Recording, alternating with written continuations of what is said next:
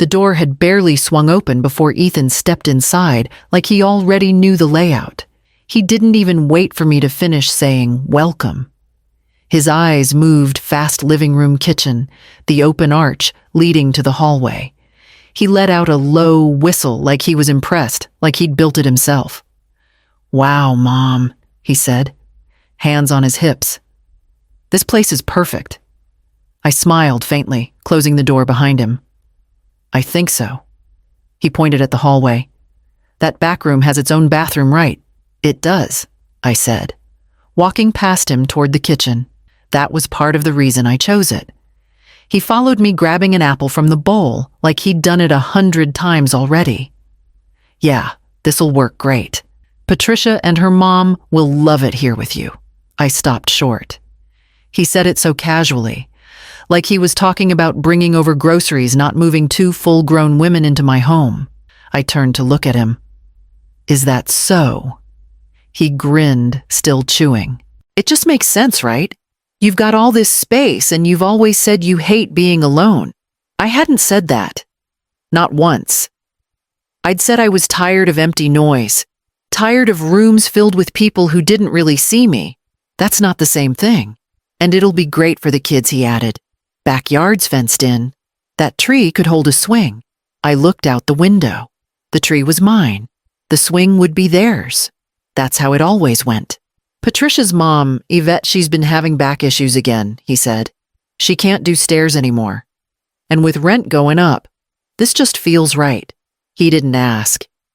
He didn't even pause. Just kept listing reasons like we were finalizing a family deal. I opened the cabinet, grabbed 2 coffee mugs, and filled them both. I didn't ask if he wanted any. I just handed it to him and took a sip from mine. "You just moved in," I said softly. He chuckled. "You mean you just moved in?" I said nothing. He didn't notice. Or didn't care. He walked down the hallway and started opening doors. "Is this the master he called? Or did you take the front one?" "I took the front," I said, staying rooted in the kitchen. "Perfect," he replied. Perfect for who? By the time he returned to the kitchen, he was already on his phone. "I'll tell Patricia we'll start moving some stuff over this weekend. Just clothes and basics for now." I rinsed my cup and placed it in the sink. "You'll need to ask first." He looked up. "What? You said you're moving people in. You haven't asked me if that's something I want." He blinked like the idea hadn't even occurred to him. "I just figured." He started, then trailed off. "It's family."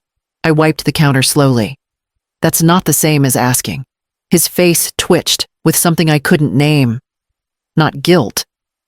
Maybe frustration. Like I was the one being difficult. "Patricia thought you'd be happy," he said. "Finally. She said this could be good for everyone." I nodded. "She would." He didn't stay long after that. Said he had to get back to work. I watched him leave, watched his car back out of my driveway like he already owned the right of way. When the dust settled, I stood there for a moment, letting the silence stretch. Then I walked to the hall closet, pulled out my yellow notepad, and turned to a clean page. 3 days ago, I sat across from a woman in a beige office, signing my name over and over, while she slid pages toward me with a smile too big to be sincere. I didn't care. I was focused on the address stamped at the top of the papers. My address. For the first time in my life, I had bought a house that was mine, and mine alone, paid in full in cash from 40 years of working in public schools, tutoring on weekends, and saying no to anything that wasn't absolutely necessary. I had held the key in my hand that afternoon, like it was a medal, still warm from the realtor's fingers. I stood in the doorway, the light falling just right across the hardwood, and thought, this is peace. Now just 3 days later, that same hardwood echoed with other people's shoes. Yvette was wearing heels too loud, too fast. Patricia had already started measuring the hallway closet with her phone. Ethan was in the backyard talking about building a fire pit. They weren't visiting. They were planning. No one looked at me when they made their suggestions. Yvette stood in the guest room doorway, calling out, "I'll take this one. Less light in the morning. My eyes don't handle glare."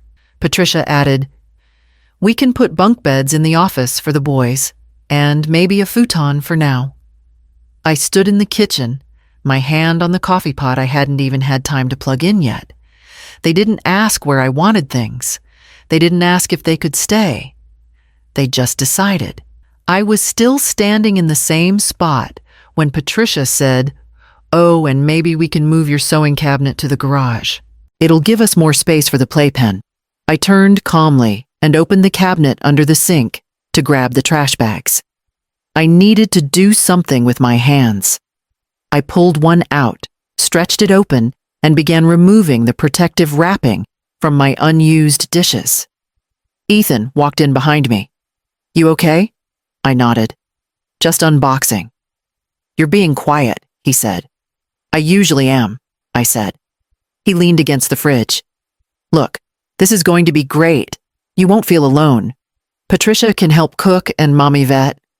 She's great with keeping things tidy. You'll have a full house again." I didn't reply. I didn't want a full house.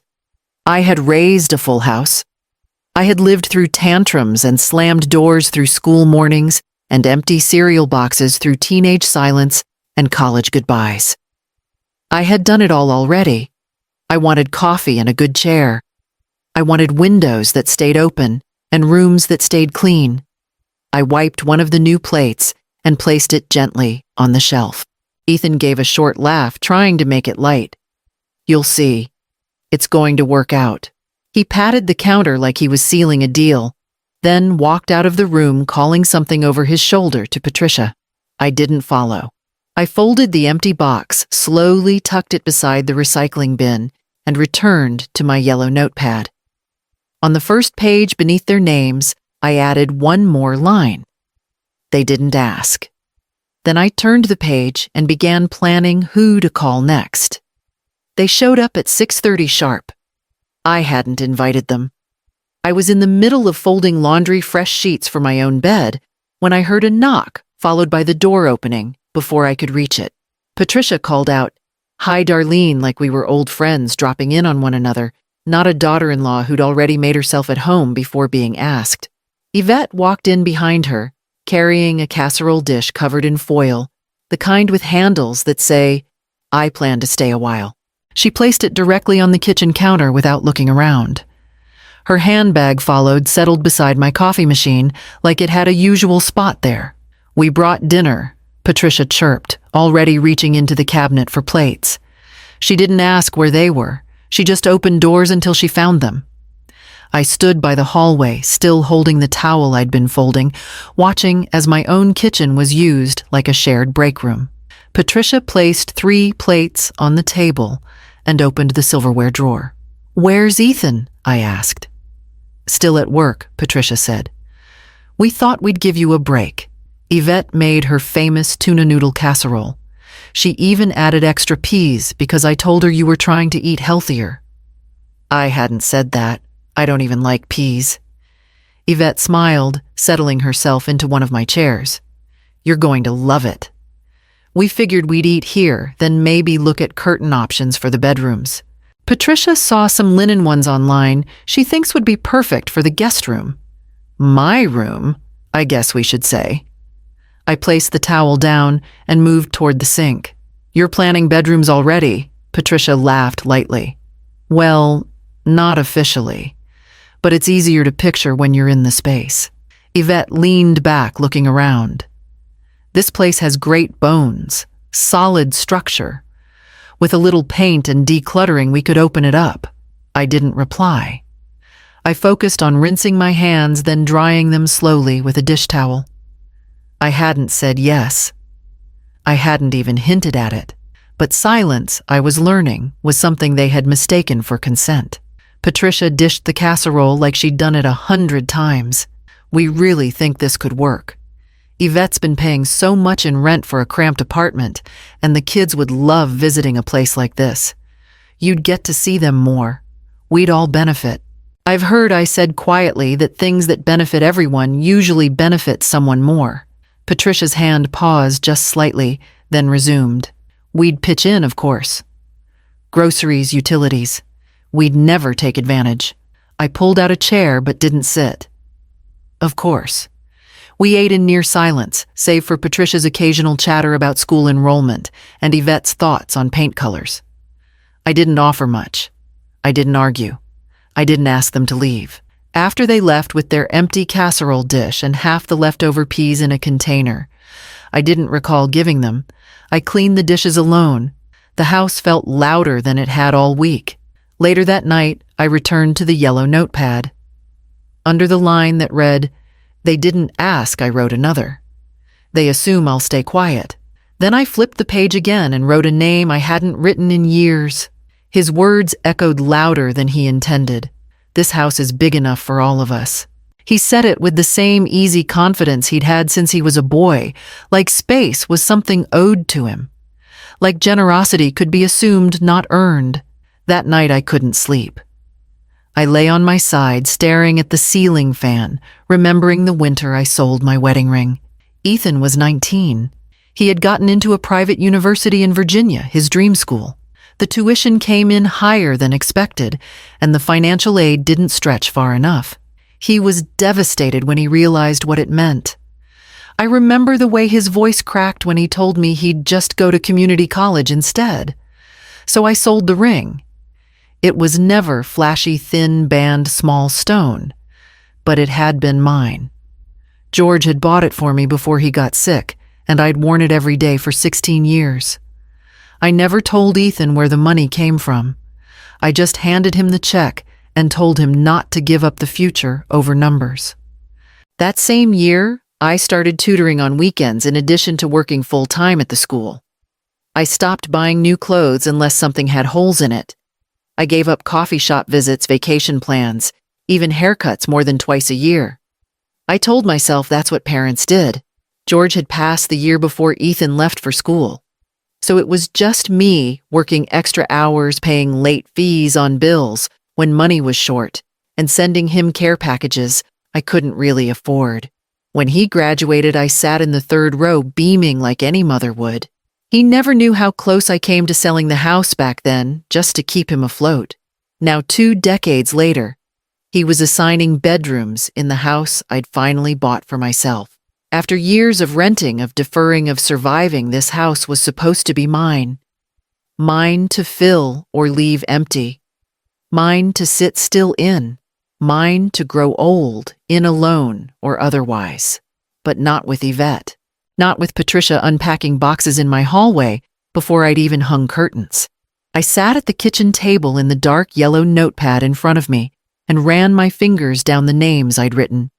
Ethan, Patricia, Yvette. Underneath them, I added, sacrifice doesn't guarantee memory. People forget, especially when it's convenient. They remember the gifts, but not the cost. I thought about the way Ethan said it. This house is big enough for all of us.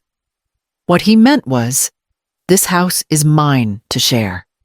Because somewhere along the way, he started believing that anything I had was partially his.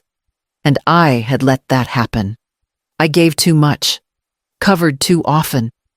Never asked him to see me as a person who bled for every inch of ground I stood on. I flipped the page and wrote another name, Reva Pike. I hadn't spoken to her in over 5 years. We met through a teachers' union seminar on estate planning. She was blunt smart and suspicious of charm. She told me once, the best time to put your house in a trust is before someone assumes they own it. I didn't call her that night, but I charged my phone. I knew I would soon. In the morning, I watched the sun move across the hallway floor, the same hallway Yvette had claimed as hers. I used to keep the yellow notepad in a locked drawer, not because it held secrets, just thoughts I didn't want reshuffled by other people's hands. After George passed, it became my quiet ledger, not for budgets or grocery lists, but for moments I couldn't say aloud, things I didn't want to forget, even if they stung. I pulled it out that morning, ran my palm across the cover. The paper was soft from years of being opened and closed, but the corners were still sharp, like me. 3 names: Ethan, Patricia, Yvette. Below them I wrote in block letters, entitlement. I underlined it once. Hard. That word wasn't always in my vocabulary. Not until I started seeing how many people assumed the world would hand them comfort simply because they asked for it nicely, or didn't ask at all. My son had become one of them. I sat there for a while staring at the names. I didn't feel anger. Not exactly. More like clarity. The kind that comes after a long season of pretending not to notice the cracks. I flipped to a new page and wrote, Step 1, Reva Pike. Reva had been retired for a few years now, but she still took select clients, mostly women like me. Women who weren't helpless, but had learned the hard way that not being loud made them vulnerable. She had once said, "No one listens to the quiet woman until she has a lawyer behind her." It took 3 rings. Reva Pike speaking. I cleared my throat. Reva, it's Darlene Hoyt, from the Teachers Union Conference. Asheville District.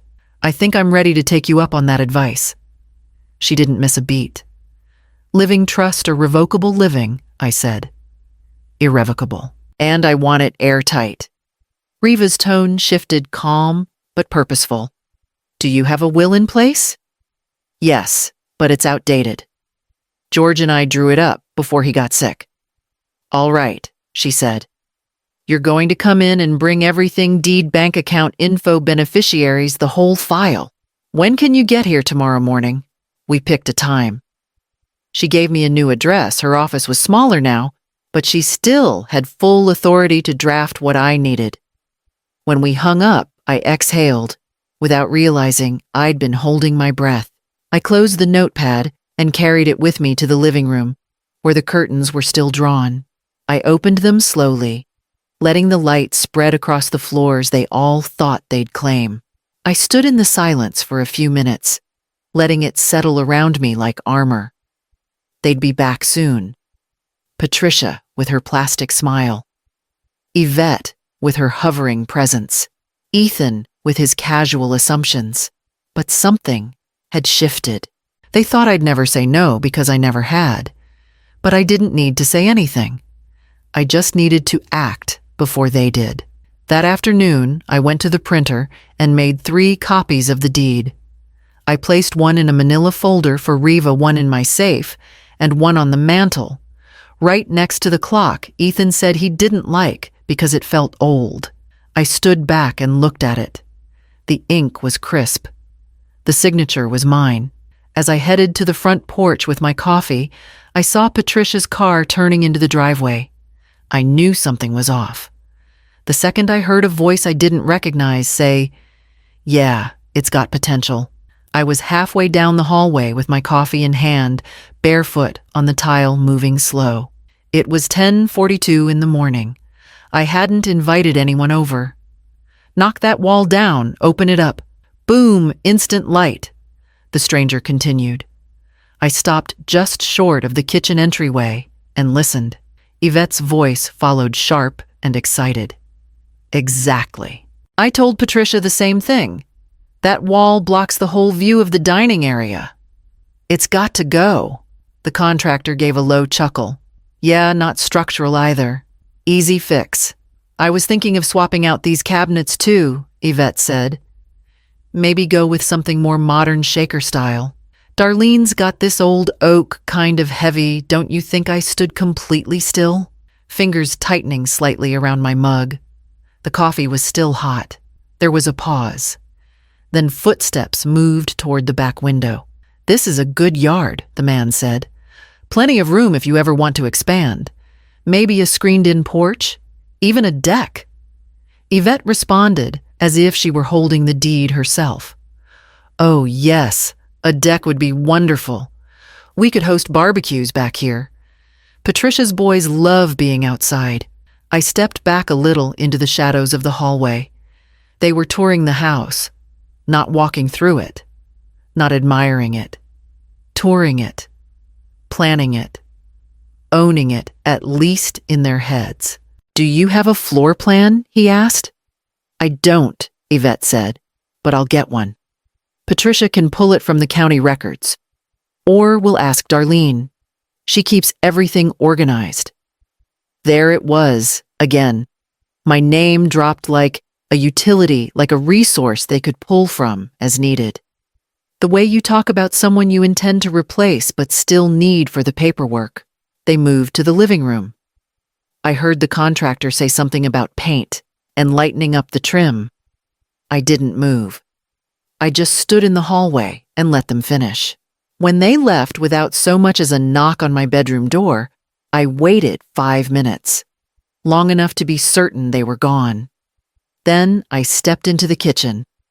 A chair was slightly pulled out from the table. There were 2 water bottles, one open, one still sealed. A napkin on the counter folded, nothing overtly disrespectful, just enough to prove they hadn't considered me at all. I placed my coffee cup in the sink and wiped the counter. Then I walked to the bookshelf in the living room, opened the drawer beneath it, and pulled out the folder Riva had told me to prepare. Deed. Will. Bank documents. Ownership of the house was now in trust, titled, "In my name, irrevocable." I placed the folder on the dining table, right in the center. Let them give all the tours they want. They'd soon learn you can't renovate a house that doesn't belong to you. That evening, I pulled out a second notepad, blue spiral-bound, barely used. I labeled the first page, Observations, and under it today, Yvette invited a contractor into my home without asking. Tone confident, casual, dangerous. Response: none yet. The next day, I would need to hear what Patricia had to say. I already knew she'd pretend it was all a misunderstanding. By morning, I had already chosen the frame. It wasn't fancy. Just black wood clean lines wide enough to stand without tipping over. I'd bought it months ago for a picture of me and George on our 25th anniversary, but the photo had stayed in the envelope. I'd never found the right place to hang it. Now, the frame had a new purpose.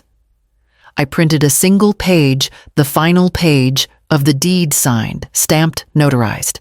No clutter, no cover sheet. Just the part that mattered.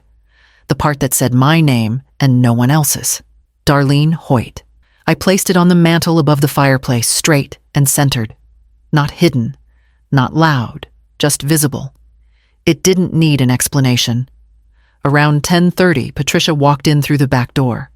No knock, no call ahead. She was carrying a bag of groceries like it was a favor.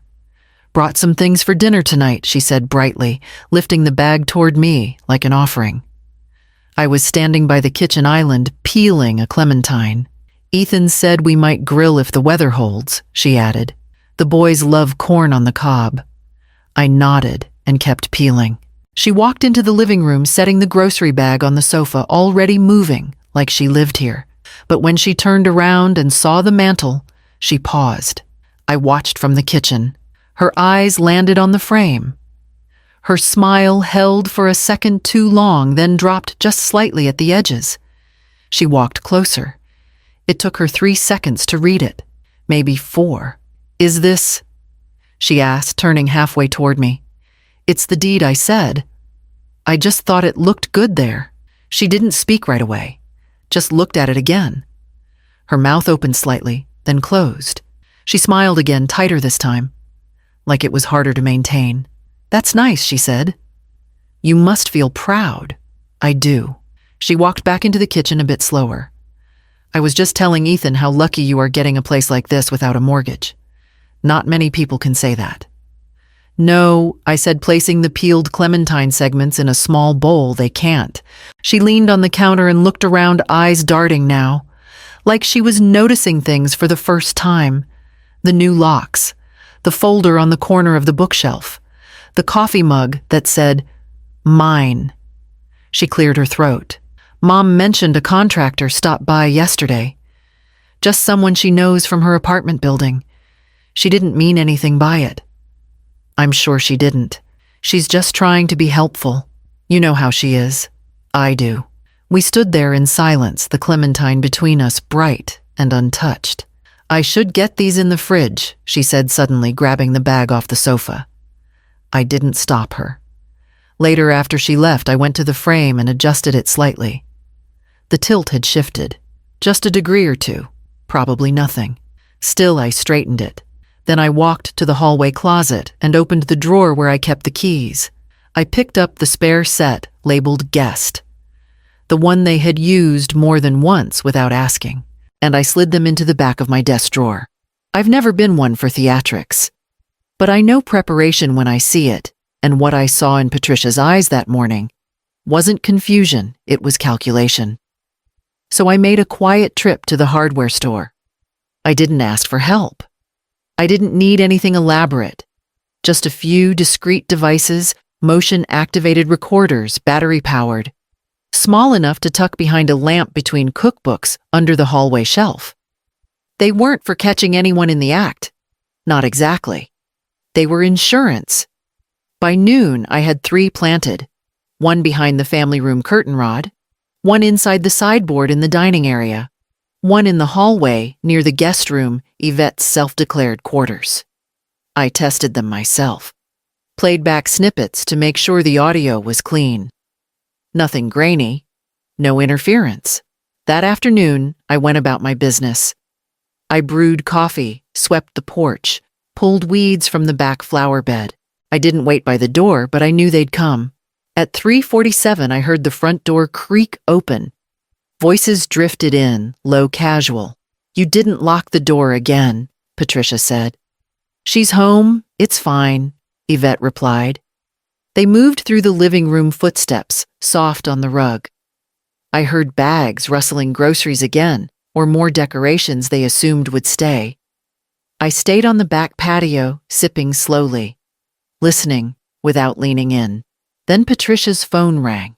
I couldn't hear the voice on the other end, but her tone shifted soft-low, the way people speak when they want to sound cooperative without making promises.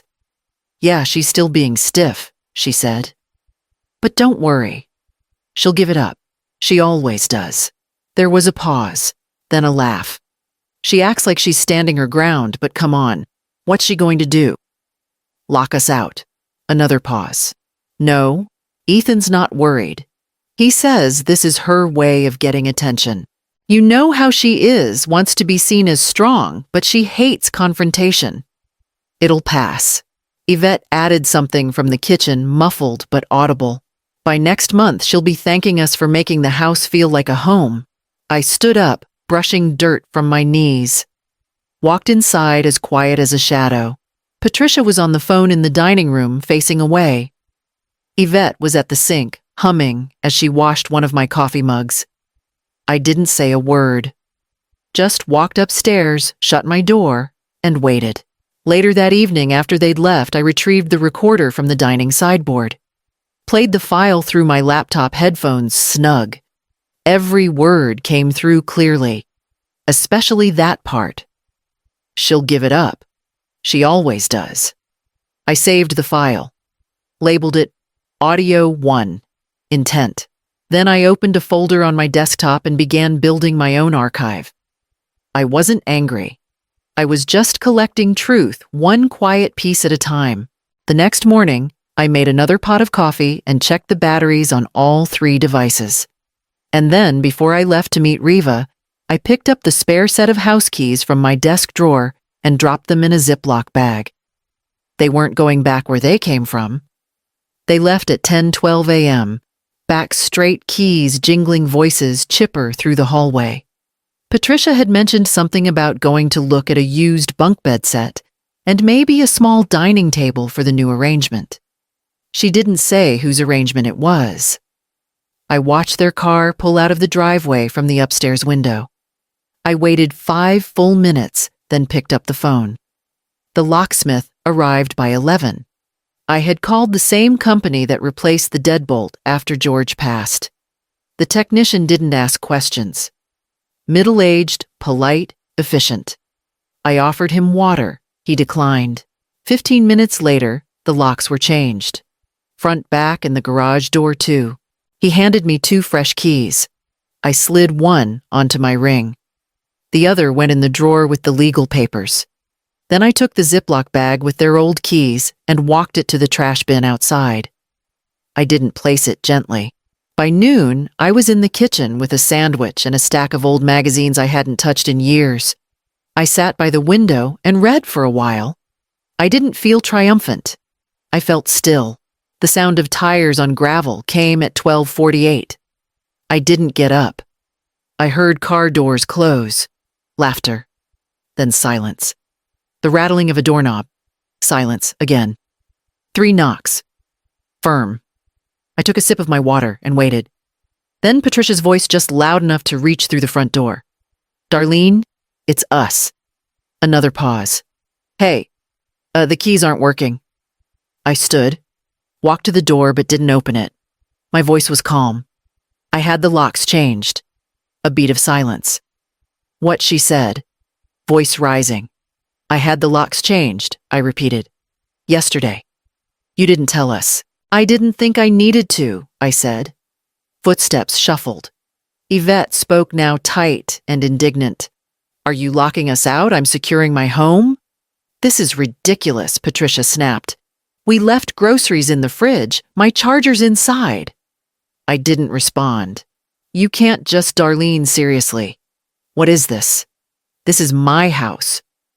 I heard Ethan's car before I saw it. He pulled up behind them, tires crunching over the gravel door slamming shut before he even fully stopped. "What's going on?" he asked, confused. "She changed the locks," Patricia said. He came to the door, knocked once.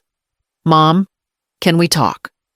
I opened the door but didn't move aside, just wide enough to meet his eyes. "I think we've talked enough," I said. He looked stunned. "You're locking your own son out. I'm locking strangers out. Family doesn't show up with furniture and assumptions." Patricia huffed behind him. "Unbelievable." "Actually," I said, "it's pretty straightforward." He shook his head, stepped back. "You're overreacting. You've been underreacting for weeks. We brought the kids here to build something together." "No," I said. "You brought them here to build something on top of me."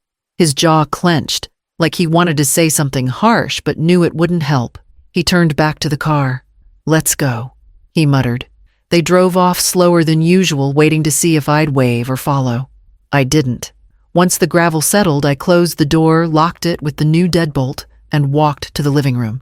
Then I sat in my chair, opened the manila folder from Riva, and began reviewing the final documents. It started with a knock, then another, then 3 in quick succession. I waited, let the sound carry through the entryway into the living room where I sat with a pen still in hand and Riva's paperwork spread across the coffee table. I had just signed the trust document minutes before. My hand was still a little shaky from it, not from nerves, but from the finality of it. Then came the voice. "Mom, are you okay?" I stood up and walked quietly toward the door. The voice was Ethan's low-controlled but fraying at the edges. "This isn't like you," he added. I looked through the peephole. He was alone this time. No Patricia. No kids. Just him on the porch, shifting his weight back and forth, like he couldn't decide if he was angry or concerned.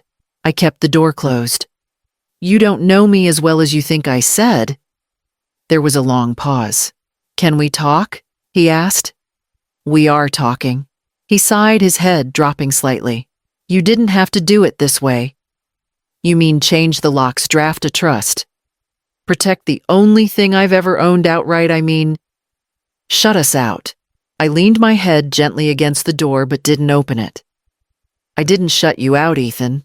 I asked you to knock. You brought bags." He stepped closer. I was trying to help. Patricia thought, I know what Patricia thought, I interrupted. And I know what Yvette thought. But what did you think I thought? You were lonely. I let that hang for a second. Were you going to ask me that? I asked. Or just decided. He didn't respond. Your whole life, I continued. I said yes to things I couldn't afford. Time, money, space. I gave you everything I had. And now the one thing I finally own, you try to split it like a pie. That's not fair, he said, his voice hardening. You think I'm after your house? I said nothing. He paced the porch now, rubbing the back of his neck. I'm your son, he said finally. I'm supposed to take care of you.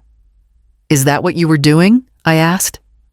I was trying, he muttered. No, you were planning. He stopped moving. You called me unstable, I added. Said I hated confrontation. You let your wife's mother map out my kitchen. His shoulders dropped. I didn't mean for it to go like this. But it did, I said. Because no one ever expects the quiet one to answer back. He looked at the door for a long time, then stepped back, his voice quieter. I just wanted to make things easier for you. And instead, I said, you made things heavier. He nodded. Once then, turned walking slowly down the steps. I didn't cry. I didn't second guess it. I watched through the curtain as he drove away. His brake lights flickered at the end of the street, then vanished. I turned back to the living room, picked up the folder and slid the signed documents back inside. Then I walked into the hallway and stood beneath the vent where I'd hidden one of the audio devices. I turned the recorder off. I didn't need to keep listening. I already knew the sound of someone leaving too late. The email came 2 days later.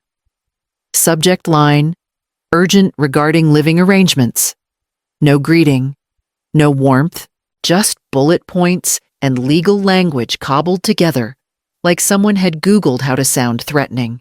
Patricia signed it. Ethan didn't.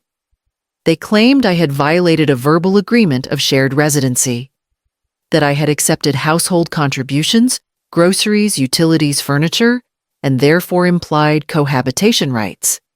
They used phrases like emotional distress, constructive eviction, and potential litigation.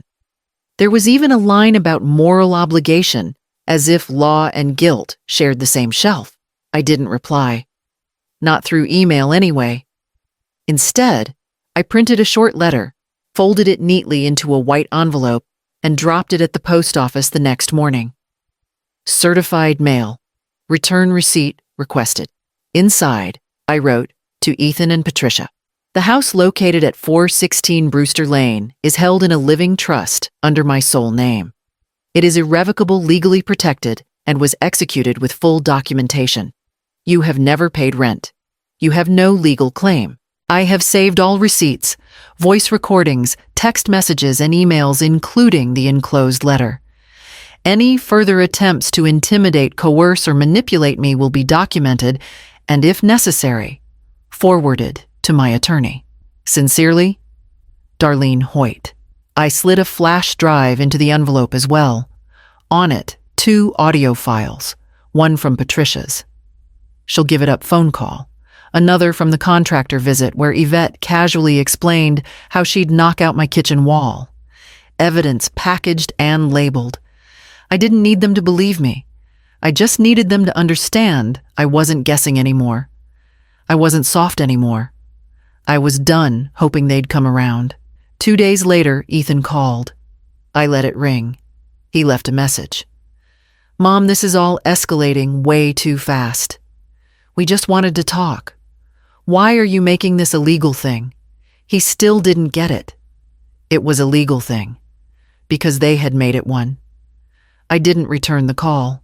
Instead, I called Riva and gave her a heads up. She asked if I wanted her to draft a cease and desist letter. I told her not yet. Let them stew in the silence.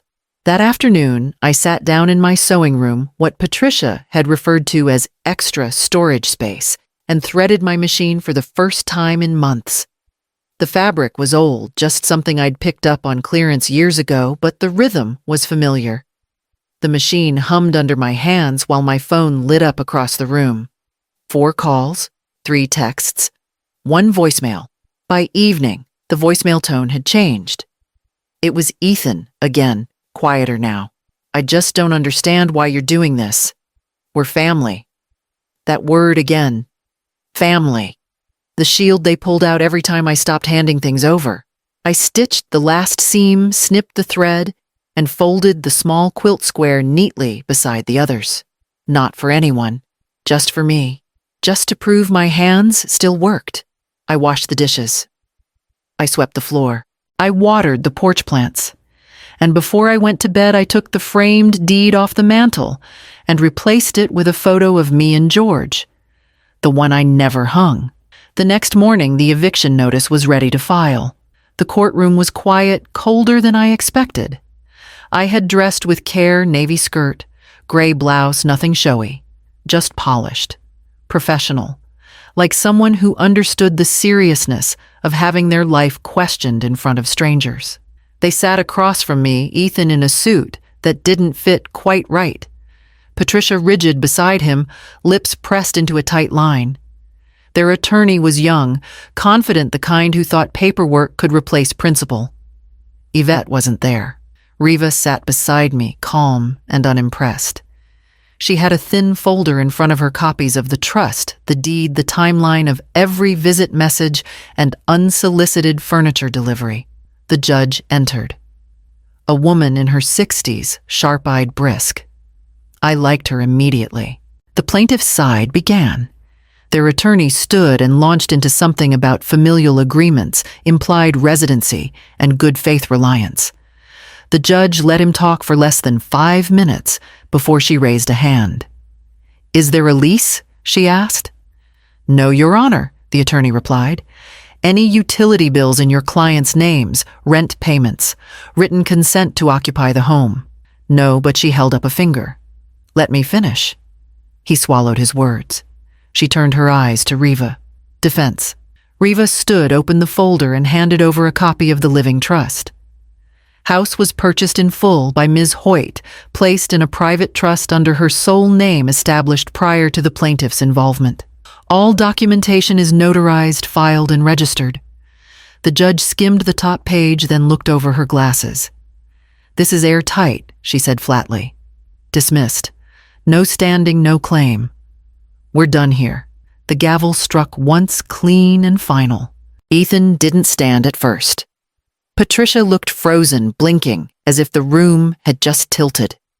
Their attorney leaned in, whispering something probably about options that no longer existed. I stood slowly, gathering my things without hurry. Outside, the sky was clouded, and the wind had picked up. I stepped onto the courthouse steps, the sounds of traffic below grounding me. Ethan followed a moment later. "You've ruined everything," he said, not shouting, but not soft either. His eyes were narrow, face tight. There was something behind his voice, not quite rage, something smaller, meaner. I didn't flinch. I gave everything I said. He scoffed. "You don't even see it." "I see it clearly now," I said. "That's the problem, isn't it?" He didn't answer, just stared. Then he turned and walked away, his shoes loud on the concrete. I stood for a long moment, letting the air move around me. Then I pulled my coat tighter and descended the steps one at a time. Riva waited by her car, holding the file casually. "Well," she said. That went fast. "They weren't ready for..." "No," I replied. "No," she said, "they weren't." She offered me a ride, but I declined. I wanted the silence of my own car, my own keys, my own seat. I wanted to remember the feeling of driving away under my own name without permission or apology. By the time I got home, the mailbox held a thin white envelope from Ethan. I didn't open it. I placed it on the hallway table beside a stack of returned letters I'd stopped expecting to mean anything. Then I poured myself a cup of coffee and sat by the window, watching the wind move the last of the leaves across the yard they once tried to claim. I started with the railing. It had chipped over the years, faded in places where hands once rested. Bags were set down, or feet had bumped against it on tired afternoons. I hadn't noticed how weathered it had become, not until I stood there, brush in hand, reclaiming it one stroke at a time. The house was silent now. No doors opening without warning. No voices echoing down the hallway that weren't mine. No grocery bags I hadn't asked for. Just wood and paint, and the rhythm of my own breathing. I hadn't planned to repaint it. But that morning, I woke early, made coffee, and saw a single flake of white peeling from the top step. And suddenly, I needed to fix it. Not cover it, not patch it. Fix it. Properly. By hand. I didn't blast music. I didn't wear headphones. I listened to the sound of the brush dragging over dry wood, to the breeze shifting leaves across the driveway, to the occasional crow overhead interrupting the stillness. I thought about the first time Ethan saw the house. "This porch would be great for a barbecue," he said. "We could get a big table out here." He had used the word we, not you. Yvette had commented on the lighting, said it would be the perfect place for morning coffee once she settled in. Patricia wanted to add string lights, maybe a swing. She had touched the post beside the steps and said, "We could hang a wreath here for the holidays." I hadn't realized then how every word of theirs was a future being written without me. But now, the porch was mine again. I repainted the top rail in a slow, steady line. The color wasn't new, just fresh. The same soft white George and I had used in our first house. He'd called it Sunday paint, something clean but unassuming. We'd painted every fence post with it, laughing when the brush stuck to our sleeves. When I finished the railing, I sat on the top step and sipped what was left of my coffee. The cup was warm and the silence around me didn't ache the way it used to. It hummed. A car passed, then another. Neither slowed. No one pulled into the driveway. The mailbox stood empty. I wasn't waiting. Inside, I could still see the envelope from Ethan on the hallway table. Unopened. Unread. I hadn't decided what to do with it yet, but that indecision didn't bother me like it once would have. I picked up the brush again and began on the posts. The sun moved slowly across the sky, stretching its light across the boards. It warmed the fresh paint, deepened the shadows, and made every dry spot shine just a little brighter. I didn't rush. By the time I finished the last stroke, the air had cooled. A breeze rolled in from the south, carrying the smell of cut grass and the faint scent of someone else's barbecue down the block. I stood, stretched my back, and looked out over the porch. The same one they'd once measured like it belonged to them. It didn't. Not now. And when I turned to go inside, I found Marion, my neighbor from 2 doors down, standing at the edge of my walkway, holding a small paper bag in one hand. Marion held the bag out to me with a sheepish smile. "I made too many blueberry muffins. Thought maybe you'd like a few." I stepped off the porch and took them with both hands. "Thank you. That's kind of you." She wore walking shoes and a fleece jacket tied around her waist. Her dog, a short-legged mutt with a silver muzzle, sat patiently by her feet. I had seen them walking past a few times, but never exchanged more than a wave. "I've been meaning to stop by," she said, glancing at the porch. "You've done a lovely job with the paint." I smiled and motioned to the step. I had some time and a steady hand. She stepped closer, her dog trotting beside her. "Mind if we sit a moment?" My knees aren't what they used to be. We sat side by side, muffins between us.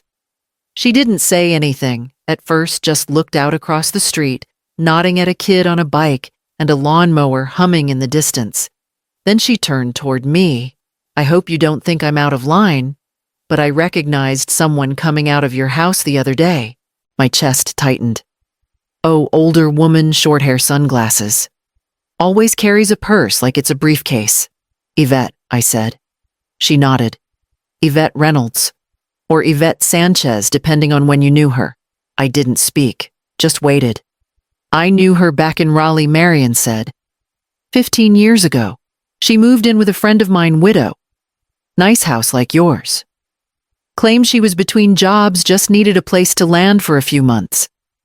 And I asked. "She stayed 2 years. Took over the guest room. Brought her daughter in, then her grandkids. My friend ended up sleeping in her own den by the end of it." I looked at her. She never paid rent. Said she helped around the house. Kept saying they were family now, even though there was no blood. And when my friend finally pushed back politely, I might add, Yvette called her ungrateful. Made a whole mess of things. Lawyers got involved. Nothing stuck. But it took years to get the house back. I exhaled slowly. She tried the same here. Marion leaned forward slightly. I thought she might. She patted her dog's head, then looked me dead in the eye. You were right to shut the door when you did. I nodded. I had help. She smiled. Good. That kind of woman thrives when no one says no. We sat there a while longer, finishing our muffins, talking about nothing important. The dog curled at her feet, snoring softly. Before she left, Marion said, "Don't let them back in, Darlene." Not even for coffee. I won't, I said. She walked off with a wave, her dog trotting ahead of her. I watched them disappear down the sidewalk, then carried the muffins inside. That evening, I brewed a fresh pot and sat by the window with one of the muffins and my yellow notepad. I flipped to a blank page and wrote Yvette patterned behavior, confirmed by outside source. Then I turned the page again and wrote Ethan's name at the top. The list under it was shorter, but somehow heavier. It came in a cream-colored envelope, my name written in large, slanted cursive like a wedding invitation. No return address, but the handwriting gave it away. Patricia always pressed too hard when she wrote, like she needed the words to bruise the paper to mean anything. I didn't open it right away. I let it sit on the hallway table for an hour, then another while I went about my afternoon. Laundry, coffee, pulled weeds by the porch. But by early evening, the sun already slipping toward the trees, I sat down at the dining table and opened it. 4 pages, front and back. Written in blue ink. It wasn't an apology. I didn't expect one. But the shape of it surprised me, not a plea for understanding, not a reflection. Just a careful stacking of blame. You humiliated us, she began. You made a public scene. You embarrassed Ethan. The kids don't understand why they're not welcome. You've destroyed any hope of this family being close again, each paragraph more pointed than the last. You made it clear we were never good enough for you. You didn't even try. You let a house mean more to you than your own grandchildren. I read the whole thing twice, slowly, not because I was unsure what to think, but because I wanted to feel the full weight of her words and still choose not to carry them. There was no mention of the contractor, no mention of the recordings, the furniture, the keys. She left out everything that would have required honesty. Just page after page of righteous injury packaged as disappointment. When I reached the final sentence, "You've ruined this family," I folded the letter, once then again. I stood up, walked to the fireplace, and lit the edge with a match. It caught quickly, curling and blackening. The flames swallowed the blame like it had been waiting for air. I watched it burn until only soft gray ashes remained. Then I took the poker and stirred the remnants, making sure no part of it lingered. They wanted me to regret this. They wanted me to feel like the villain in a story they had already written. But I had lived too long to let someone else narrate my home. I made tea, strong, no sugar, and carried it out to the porch. The railing still smelled faintly of paint. The chairs were empty as they should be. The silence around me wasn't cold anymore. It was earned. The mailbox stayed empty for the rest of the week. No more letters. No more ultimatums. But on Friday afternoon, as I stepped out to water the flower bed, a small envelope had been slid under my door. No stamp this time.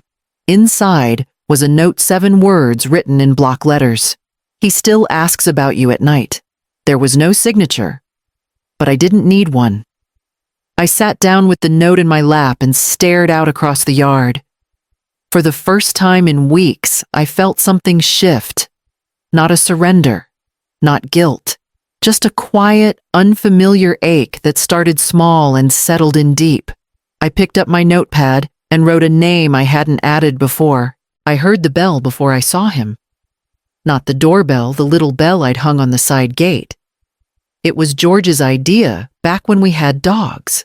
A soft chime to let us know when someone came through the yard instead of the front walk. I almost didn't notice it now. Almost. But when I peeked through the kitchen window, I saw him. Milo. Standing just inside the fence backpack slung over one shoulder, his hair a little longer than I remembered. He didn't knock, didn't yell, just stood there with his hands in his pockets like he wasn't sure if this was still a place he was allowed to be. I stepped outside and met him halfway. "Hey," I said gently. He looked up. His eyes were the same soft gray like his father's had been at that age, maybe a little sadder now. "I saw your porch light on," he said. "I leave it on most nights." He nodded. We stood there, the fall air quiet around us. Finally, he asked, "Why don't you visit anymore?" My throat tightened, but I didn't let it show. "It got complicated," I said. He looked down at the toe of his sneaker, scuffed and half untied. Was it something I did that landed harder than any lawsuit, any accusation, any cold stare across a courtroom? "No," I said, stepping closer. "No, sweetheart. It was never about you." He nodded, still staring at the ground. "Do you want to come in for a little while?" I asked. "Just you." He looked up again. "Can I?" Of course. We walked toward the house in silence. I unlocked the door and let him step in first. He looked around like the furniture might have changed or like his footsteps would echo too loudly. I made him hot chocolate real milk, the kind he liked, not the instant kind. I didn't ask about school or his parents or what they told him about me. I didn't need to. He sat at the table with both hands around the mug and said nothing for a long time. When he finally spoke, it was only this: "I missed your pancakes." I smiled. "I still make them on Saturdays." He nodded again, took a sip. We stayed there like that for almost an hour. No explanations, no cleanup. Just warmth between two people who hadn't chosen the fight, but felt its sting all the same. Before he left, he took a muffin from the tin on the counter and slipped it into his backpack without asking, the way he used to when he was small and thought he was being sneaky. I let him. At the door, he turned back. "Can I come again?" Anytime, I said. "Just you." He nodded and jogged back down the steps, disappearing around the gate as quietly as he had arrived. I watched until he was out of sight, then closed the door behind me and stood for a moment, hand resting on the doorknob. The house was quiet again, but it didn't feel empty. It felt possible, and when I returned to the table, the mug was still warm. So I sat down and finished the cocoa myself. The phone rang just after 9. Not the landline, my cell. The name lit up across the screen, Ethan. I let it ring twice before I picked it up. I didn't say anything right away. He spoke first. "Mom, I'm here." He let out a breath. "I wasn't sure you'd answer." I almost didn't. There was a pause long enough to hear him shift, maybe in his car, maybe pacing somewhere private. "I didn't call to argue," he said. Finally. I wanted to say I didn't know it would go this far." His voice was tired, worn, not broken, but the sharpness had dulled. Whether from guilt or consequence, I didn't know. "You didn't know," I repeated. "I thought we were helping you. I really believed that. Patricia, she thought bringing her mom would make it easier, that you'd feel supported. She thought I needed managing." He didn't respond to that. "I didn't mean to push," he said. "I didn't think it was pushing." "You never asked how far I'd already gone," I said. He went quiet again. "I buried your father." I continued. "Paid off a mortgage alone, sold my wedding ring so you could finish college. I worked every weekend for 10 years. And when I finally bought something for myself, for peace, not pride, you walked in and assigned bedrooms." "I didn't see it that way," he said softly. "I know. I see it now." It hung in the air between us. Not quite an apology. Not quite an admission. "I didn't mean to make you feel erased," he added. "But I did." Another pause. "Yes."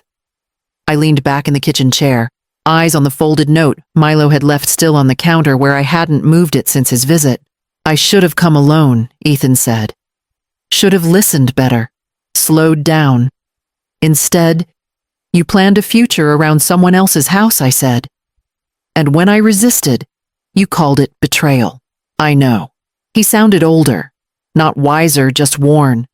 The voice of someone who had lost something and only recently realized it was gone for good. I saw Milo, I said. He was quiet. He showed up at the gate, said he missed my pancakes. Yeah, Ethan murmured. He's been asking. A lot. He's welcome here, I said. Any time. But I need space. Still. I understand, he said. And for the first time, I believed him. He didn't ask to come over, didn't offer to talk it out face to face. He knew better now. I'm sorry it took this to make me stop, he said. That's the trouble with stopping, I replied. You never know what's already gone by the time you do. He didn't argue, just whispered, okay, like someone acknowledging a line they couldn't step back over. I hope you're well, he added. I am. I'll let you go. I ended the call without goodbye. Not out of anger, but because there was nothing left to explain. I put the phone down, picked up the last quilt square from the stack, and threaded the needle. My hands didn't shake anymore. The house was quiet. Milo would be back in a few days, I knew. Maybe next Saturday. And next Saturday, the pancakes would already be on the stove. I called Riva that Monday morning. She answered on the second ring, as always. Darlene, she said, her tone, alert, curious. Everything all right? Better than it's been in a long time, I replied. I need to update the trust. There was a pause. Then, you want to remove Ethan? No, I said I want to add someone else. We scheduled a meeting for Wednesday late morning. I brought coffee for both of us black, the way she liked it. We met in her smaller office this time, just a converted room in her home, lined with file cabinets and an old oak desk that looked like it had seen every kind of betrayal. She didn't ask me to explain much. She opened my file, adjusted her glasses, and handed me a pen. I want the house to go to the Asheville Foundation for Women Over 60, I said, after I'm gone.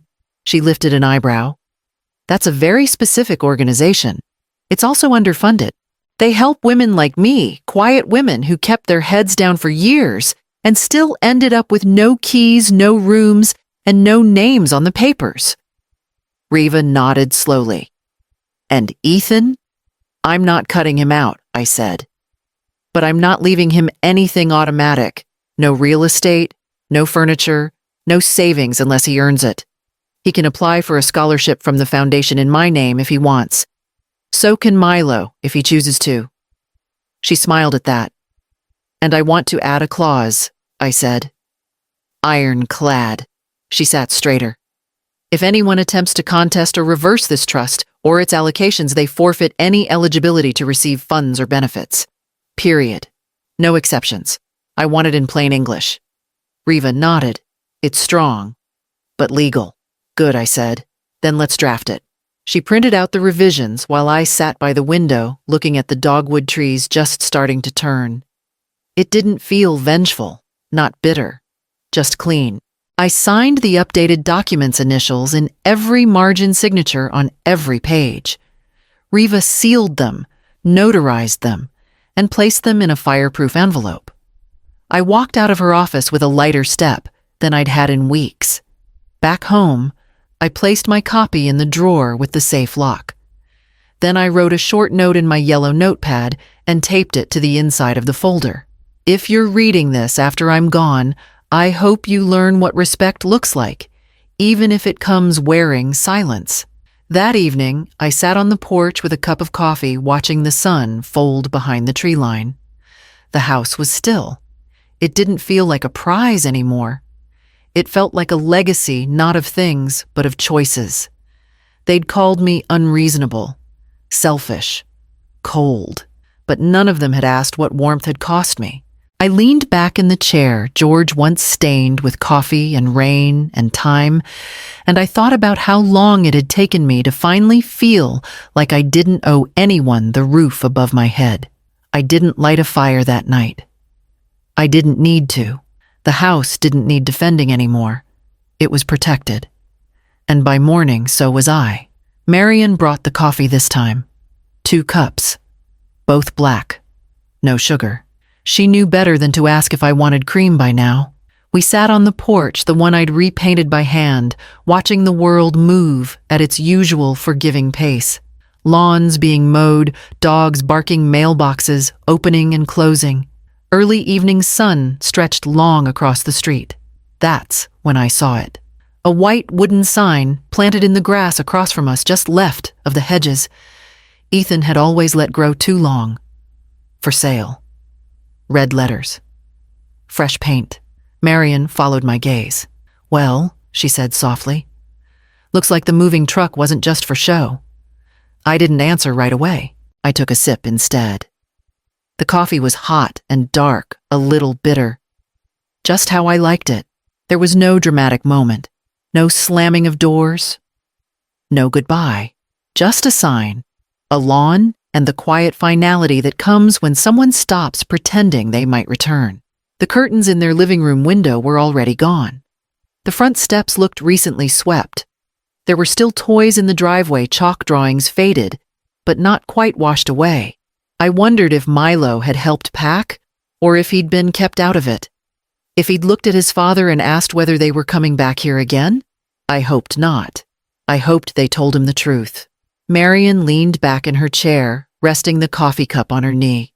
"You okay?" she asked. I nodded. "I think I started mourning a long time ago." She didn't press. That's why I liked her. The truth was, I didn't feel anger. Or even sadness, really.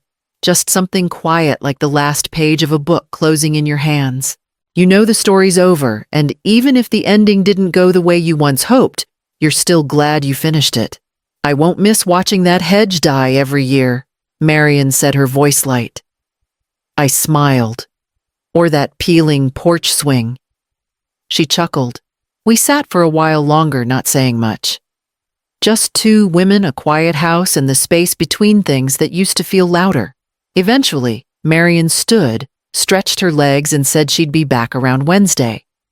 I told her I'd be here. After she left, I brought the mugs into the kitchen, washed them, and set them to dry. I glanced out the window one more time. The for sale sign didn't sting. I didn't wave. I didn't cry. Whatever moved out of that house wasn't mine anymore. Maybe it never had been. I walked down the hallway, past the framed deed, past the trust folder still resting in the drawer, and opened the small cabinet where I kept Milo's drawing, the one he gave me years ago. A stick figure me with a lopsided pancake in one hand and a cat we never owned in the other. I pinned it to the bulletin board near the back door. Then I made another cup of coffee and waited for Saturday. The soil was stubborn near the base of the mailbox. It always had been packed too tightly, riddled with stones and old roots that never seemed to die no matter how often I dug them up. But I kept at it, kneeling slow, pressing my gloved hands into the earth until it finally gave way. Tulip bulbs aren't dramatic things. They don't announce themselves. You plant them deep in silence, and months later, they rise like they never questioned if they were welcome. I placed 6 in the ground, 3 on each side, soft pink. Not flashy, not loud. Just enough to say something lives here. When I stood, my knees ached the way they always did now, but I wasn't in a rush. I brushed the dirt from my palms and reached for the small envelope resting on the porch rail. Inside was the new brass nameplate I'd ordered a week ago. Simple lettering, clean lines. D. Hoyt. I unscrewed the old plate, faded, scratched, and replaced it without ceremony. The metal caught the light as I tightened the last screw. No initials of a husband beside mine, no shared hyphen. Just me, my name, my house, my garden, my mailbox. For the first time in years, it didn't feel like I was waiting for someone to join me, or explain me, or interrupt me. I wiped the dirt from my hands, went inside, and poured a fresh cup of coffee. Then I stepped back out and sat on the porch mug, warm between my palms, the wind tugging at the hem of my sleeve. No one was scheduled to visit. I hadn't baked anything for anyone. I hadn't laid out extra plates or fluffed guest pillows. I hadn't checked my phone in hours. There were no sounds from across the street. The for sale sign was still planted in the grass, swaying slightly. The curtains in the window next door had changed, probably new people now or soon. But I wasn't watching the house. I watched the wind move through the trees, through the tulip bed, through the quiet porch that belonged only to me. I didn't feel bitter. I didn't feel lonely. I felt still. It took me too long to realize that silence wasn't an absence. It wasn't punishment. It wasn't failure. It was a choice. I took a sip of my coffee and glanced down at the mailbox, my name gleaming softly in the sunlight. I hadn't told anyone about it. I didn't need to. They'd see it soon enough. And if they called it bitterness, that was fine too. Let them call it whatever made them feel better, because I knew the truth. When they can't hear you beg anymore, when you stop knocking, when you stop opening the door, they call your silence cruel. But maybe it isn't cruelty. Maybe it's the sound of choosing yourself.